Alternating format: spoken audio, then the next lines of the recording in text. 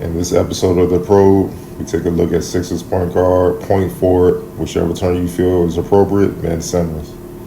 What I know is he's a player and a highly effective one. He receives a lot of criticism for his lack of shooting from the perimeter. Many feel because of it, the Sixers will never reach their full potential as a team. I disagree. Many teams have won championships with their lead guard not being a great shooter. The 2008 Celtics with Rondo and even Magic Johnson through the early to mid stages of his career come to mind. Sixers head coach Doc Rivers has done a great job of putting shooters around Simmons while putting Simmons in positions on the floor where he is always a threat. It's no coincidence that he's found a way to make Simmons an offensive threat at all times, seeing as how he was the head coach of that 2008 Boston Celtics championship team.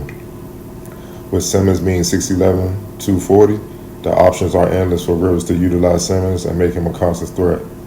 Let's get started. Ben Simmons is being defended by Russell Westbrook. Simmons dribbles towards Seth Curry, looking to get into the paint.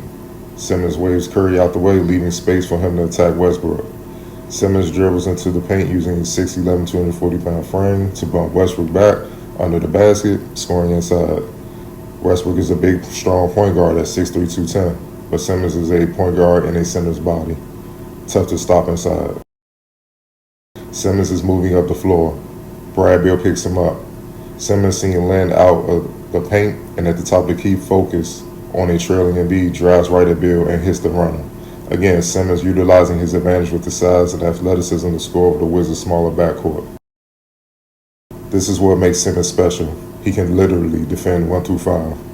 Here Simmons is on an island defending Brad Beal, one of the best scorers in the NBA. Beal drives right, Simmons slides his feet and stays with him, blocking Beal's layup attempt, resulting in the ball going out of bounds off Beal in the process. Great one-on-one defense. Simmons has established himself as one of the best defenders in the league, and plays like this shows why. Simmons once again is bringing the ball up the floor. This time, instead of attacking Beal, he goes hunting for an easier matchup with Davis Bertans. Knowing Washington will switch, Simmons dribbles towards Bertans as Matisse Thybulle runs to the top of the key to occupy Beal and to give Simmons some space to attack Bertans.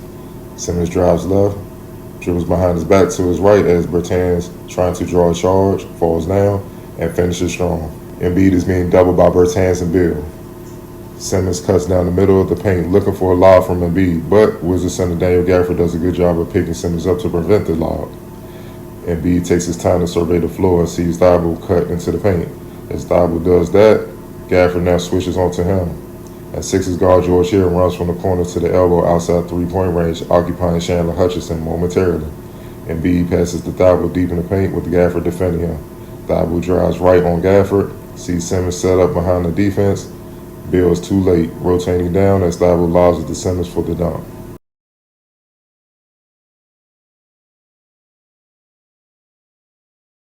This is just simple basketball. Now that Simmons has done so much damage scoring inside, Washington is on high alert.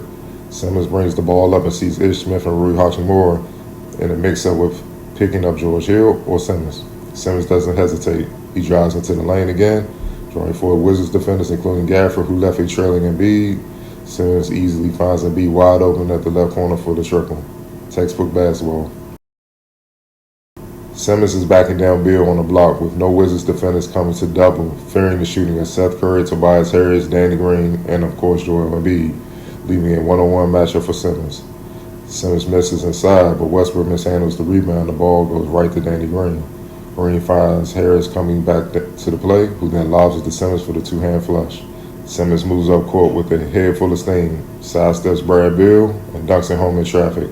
This is just Simmons making up his mind to get to the basket, not worried about any resistance whatsoever. Simmons defending Westbrook. Bertans looks to curl Hachimura's pick towards the basket. As Westbrook looks to pass it to Bertans curling to the basket, Simmons gets his hands up and deflects the pass, getting the steal. Simmons passes ahead to Furkan Korkmaz, who lays it in. Simmons is a unique talent, and one who should be treated as such.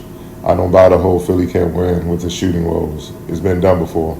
Again, see Boston 2008 and Rajon Rondo for an example. Of course, he needs to improve his shooting. He knows that. However, that does not overshadow all of the aspects of the game: defending, rebounding, scoring, passing, leading, etc. that Simmons excels in. It most definitely doesn't. Simmons is an all-star level floor general. It's past time that naysayers start embracing Simmons for what he is and does instead of what he doesn't do all of the time. If you look at all the scouting reports of Philadelphia from teams across the NBA, I'm sure Simmons is always at the top of it.